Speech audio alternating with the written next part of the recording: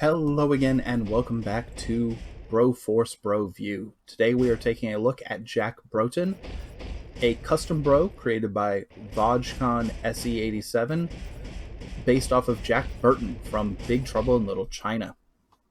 As usual, the links to the video and the mod will be in the description below. So let's dig in. Starting off, we have our primary attack. It is a Tech 9. Jack claims it's a semi-automatic, but it's obviously had the full auto conversion. It is a very quick attacking, but short-ranged attack. The damage is also a little bit low. That's something you really need to be aware of. Now, you would think with such a short range of attack that he'd be a very close quarters-centric character. Well, here's how powerful his melee attack is. Where the hell? What is this? What the hell? As you can see, both his standing and jumping melee attacks are just him kind of screaming irritated questions into the wind. Not really the strongest of powers out there. But he does have a standard running punch. Well, not standard, but a running punch. And he does come with the standard bro throw. So he can have some melee abilities, though I would not rely on them. Next up, we have his specials. You'll notice that there are 3 rounds, but 2 icons. For the first 2, he has a throwing knife. The charge up, that stab, you do want to be aware of, is a weak point. It doesn't cause damage. It is just a wind up. The damage starts when the knife leaves your hand. The second one is a magic potion that makes you invulnerable. You'll notice it also makes you sweaty, but it doesn't actually make you stronger, faster, or jump higher. So you don't get extra speed, no higher jumps, no extra damage. So it is just invulnerability. But it is an interesting form of invulnerability, intangibility.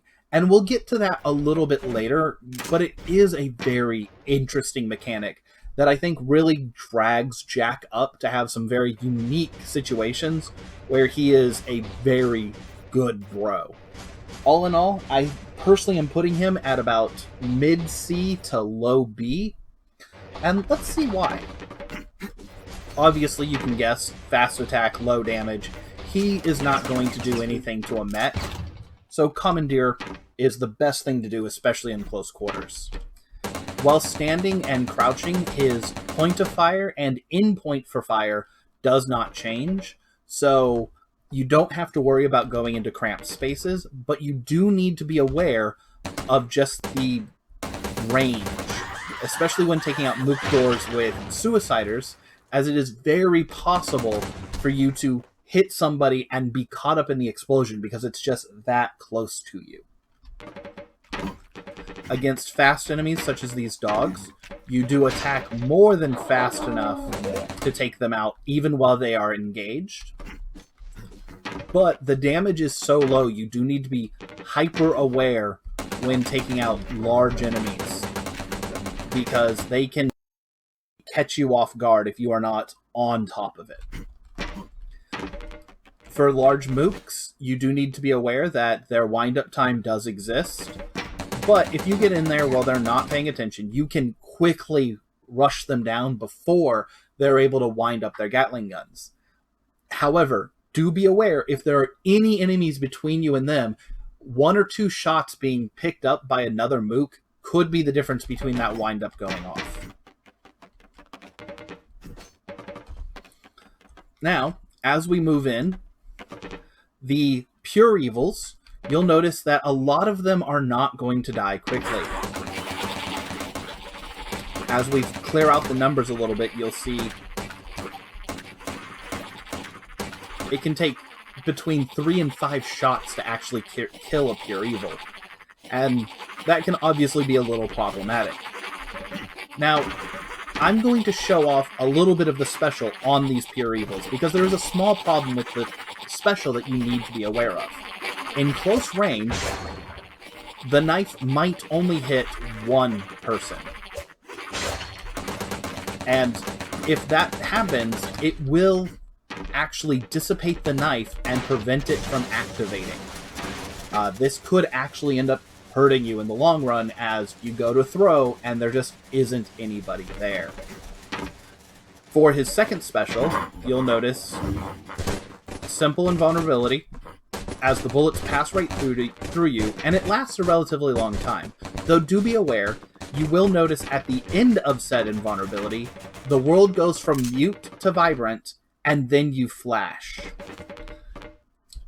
It doesn't happen in a logical way, and we'll get to that in a second when I can kind of demonstrate it in a freelance.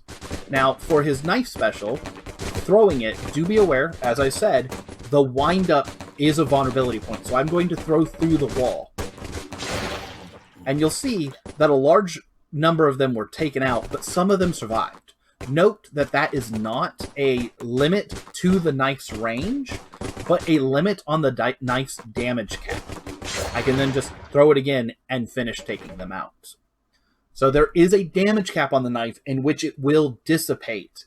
If you hit that damage cap, it will turn off and end, but you can throw the knife even off screen. I think it goes about a screen and a half if you don't touch it.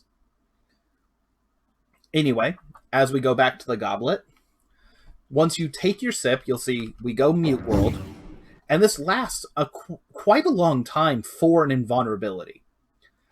But then we'll become vibrant, and then we flash. Now, at some point between going back to vibrant world and flashing, the invulnerability will end. But it doesn't happen at a predictable point. Sometimes it ends during, like at the beginning during the flash. Sometimes it ends as soon as the world returns to vibrant. My guess is that in the coding, it is something roughly to the extent of mute world, vibrant world, turn off invulnerability, flash. And because the code is going through and looking at those, it goes, okay, do check 1, check 2, check 3, check 4. And depending on how fast the frame rate's going and what else is going on, it's that difference between 1, 2, 3, 4 and 1, 2, 3, 4. So just a thing to be aware of. As you go further in, it can easily be a danger point, but it's such a long invulnerability, you really shouldn't have to worry about it. Now, for spotters, do be aware, your attacks, it does take multiple attacks to kill a mook. That, you are probably not going to be able to stop a spotter before they see you and can raise the alarm. But your attack does so little damage that sometimes mooks don't realize when they've been shot, which creates this really interesting thing of you can get behind people and actually hit them once or twice before they actually notice you're there. And when it takes 3 or 4 shots to kill them, once or twice, you're already halfway done with the work. Against shields, he kind of digs through shields relatively fast. I would say in more realistic proportions with a larger range, it is easier just to get in there and throw them, but his attacks are pretty good against shields. Against groups, you do need to be aware, because it takes so long to kill them, that it can be a liability if there is a person behind you that gets aware. So you're going to want to be really careful. Another point is, I will kind of point out, his attack starts at the tip of his gun, not in his body, which means that if you're standing on somebody, they're actually immune to your damage because they're not going to be in your gunfire's line of fire. So as you saw, it did take me about a second or so to cut through all 4 of them. And I ended up jumping out of the way. They're a little bit slow. I think this is on normal AI. So they're a little bit slow on the catch-up, but on a hard AI, it is very common for you to get caught out and for the mooks to take advantage of that. For normal melee, What? obviously his yelling and asking questions doesn't do anything, but his force punch will take care of mooks without too much of a hassle. And his throw is a non-lethal throw, which is pretty much the standard. Outside of a handful of bros, there's only a couple of them that actually have lethal throws at this point. Anyway, going through, while standing, you can hit a block above you. It's not exactly the fastest, but while crouching, again, because it doesn't change, you'll notice in this situation, it does appear like you should be hitting the block below you, but you're really not. You will hit the blocks above you, however, and as you can see, with proper position, you can actually take out 3 blocks above you, though it does take some time. As far as dig speed goes, he's nothing to write home about. It's not the slowest, not the fastest. However, his knife throw is pretty good at taking out dirt sometimes, though, as you saw there, while it is relatively reliable at digging, it can just choose to miss sometimes, and I'm just not really sure why. Sometimes it'll hit and sometimes it doesn't. I'm guessing there's some doodad interaction that it's just not hitting. Like with, I'm thinking the grass in this case. There are some other doodad interactions that the knife just doesn't give a shit about. For example, parachute mooks. Both in their parachute and the mook, or the parachute and the mook are immune to the knife throw. It's kind of odd. Anyway, as we continue, I did show you that commandeering is a great way to deal with mechs. However, one thing this guy does really well is the knife throw. Because it's such a long-range, high-damage attack, 2 knives will take care of the mechs. But this also extends out to things like the Charger alien, where 2 knives will drop a Charger. And it does travel through walls. However, as you see, it does not actually destroy. Another thing to note, I don't know if you were able to see it just there. I will try one more time to get them to fire. Is the knife will reflect bullets, giving it a very nice little a bit of wiggle room against heavy attacking enemies. Now, let me go show you something very interesting about Jack. Alright, so this is a new testing ground. Ooh, that's not supposed to happen. Let's try that again. So, as you can see, a large worm is dropped by 3 of your knives. So 2 knives for mechs and chargers, 3 knives for standard worms and hell worms. I think it's only 1, maybe 2 knives for the face hugger worms. So there's a lot of play there. That being said, this is one of the alien bosses. As you can see, one of the big issues with this one is trying to climb up him because he has those little arms that'll swat you away. But if we chug some juice, we're now intangible. We can just kind of run through that. Coming up over here,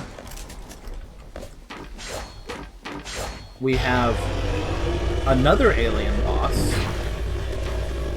Now, we're not quite fast enough to outrun the screen, but if you jump into his mouth while invulnerable, you can make your way behind him. And while you're behind him, you can just keep firing like this. Now, let me show you this in the actual arcade mode. Alright, so as you can see here, we are in the normal version, so he is going to take a little more damage than if you were in hard, obviously. But, as you can see, while this is reliable damage and safe damage, this is not the optimal way to take out the worm boss, obviously. The damage is relatively low, but we are safe. This is a safe and simple way to do it. I think that it kind of comes down to how Jack works. He's a very fundamental and clean bro, but he's not like the greatest of bros. Let's go ahead and go back to a quiet place. Yes, so as I was saying, Jack is a very solid bro. And the better you are at Broforce, the better you will be with him. He's very middle of the ground. I wouldn't suggest him for anybody who's new or trying to learn, because his abilities are just very simple, but they are solid. His attack is fast, he moves well, he's very well written, and fits very well within the tier system. As I said, I place him at a B because of his ability to bypass some bosses. But what really holds him back is just his damage numbers. For example, when I was fighting Satan's true form on hard, I think it took me almost an hour to beat him. I should reiterate, it took me about 5 minutes of straight combat, jumping around the spiral laser and the raining hellfire, but 5 complete minutes to actually take him. But it took me an hour of attempts to get there, just because you have to be so perfect. Just, you only have like 5 lives in that entire fight. So that, and a couple of those item interactions, as you saw earlier, where his like attacks just kind of don't work. With those, I think that holds him back from an A tier. But being a B tier or even a C tier is still very usable. And yeah, this has been my Broforce Broview of Jack Burton. I hope this was informative. If you have any questions, please leave them in the comment section below, and have fun.